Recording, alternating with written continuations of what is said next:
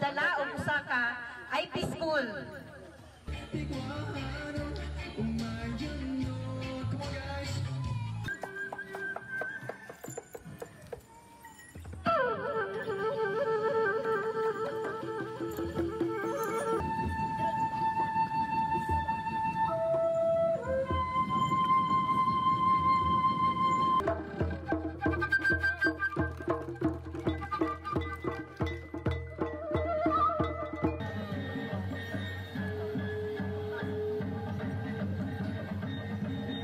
Ang pangarap nako sa among mga kabataan kanang maedukar pud sila sa among kultura ug maedukar pud sa kanang panggobyerno.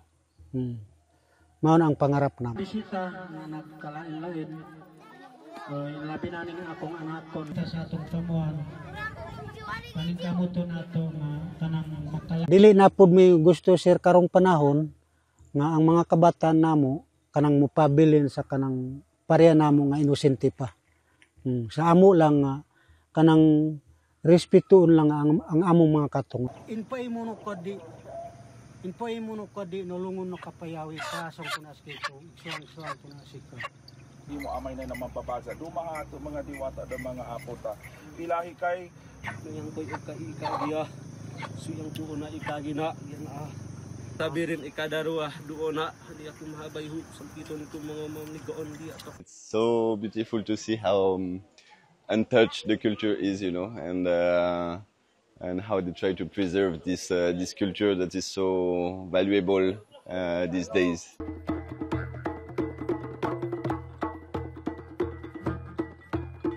I think it's really, really nice. I think it's very beautiful that the community gathers here today, and there's so many gathering from villages all over San Fernando and to celebrate their culture of the tribes, of the Tiguaonon tribe.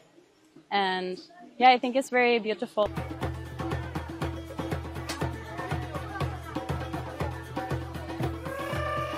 I think it's very important to pass on traditions because it's very easy to get lost.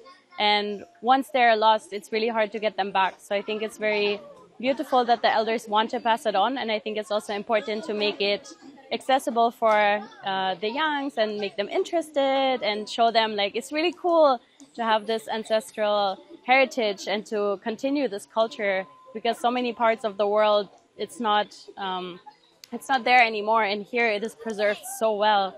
So it's very beautiful to keep it alive and pass it on for hopefully many, many more generations to come.